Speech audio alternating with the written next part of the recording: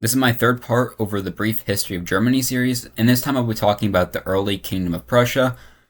This is the earliest, around the first half of the country's period, as the country actually lasted from 1701 to technically 1870s, but I wanted to split it into essentially this first part being where Frederick the Great had his largest impact, and the next part being where Bismarck had his largest impact.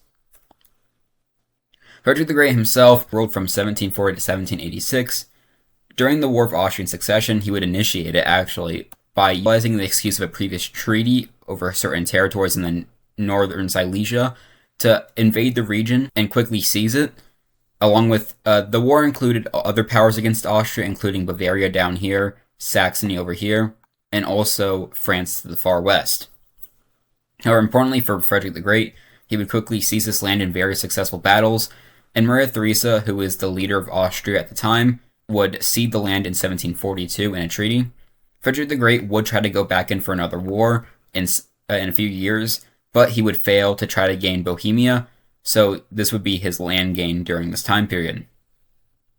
Later on, in 1756, he would invade Saxony, which would kickstart the 7 Years' War, where this is probably the greatest example of just how genius Frederick the Great was at military tactics and why so renowned, because he had to fight off the Russians in the east, who would come invade through the west.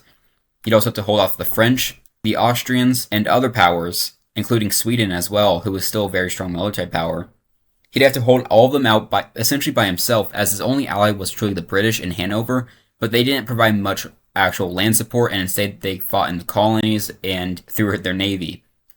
However, Frederick the Great still was able to hold out against four major powers at the same time. Even though he would lose Berlin at one point and all of his eastern territories, he would still make a comeback and force a peace that retained the status quo, essentially all of this orange territory here in the map, plus Silesia that he gained a decade earlier. After this, he pretty much stayed mostly peaceful after the almost disaster that was that war, and he was only truly saved by the Russian leader dying and having a pro-Prussian leader take charge. So he decided to stay more peaceful, and that would pretty much end his reign of dominance over Europe in terms of warfare. Post-Frederick and Napoleon is the next period we want to talk about, where after Frederick the Great, he took part in the first Polish partition over the Polish-Lithuanian Commonwealth. His successor, Frederick William II, from 1786 to 97, would continue with the second partition and the third partition in 1793 and 1795 respectively. On the map here, you can see this. They already had the land in orange as well as in green here. However, Frederick the Great would max out his territorial gain with this part here in the first partition, and in the second partition, Frederick William II would gain this, and the third, he would gain these pieces of territory.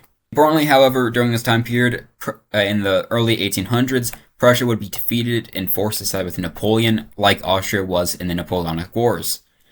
After they switched sides again, after Napoleon's decisive defeat in Russia, they would contribute to the final battle in Waterloo primarily, and then also help capture Paris. After the entire Congress of Vienna and the restructuring of Europe, Prussia would lose much of this land over here in Poland.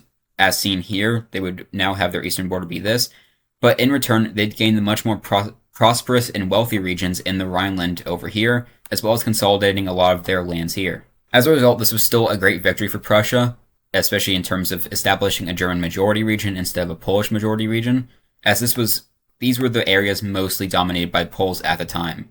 This was what I wanted to cover about mainly Frederick the Great's era, as well as what the Napoleonic Wars' impact was, and the next video in the series will be covering how Bismarck himself would shape Prussia into the German Empire.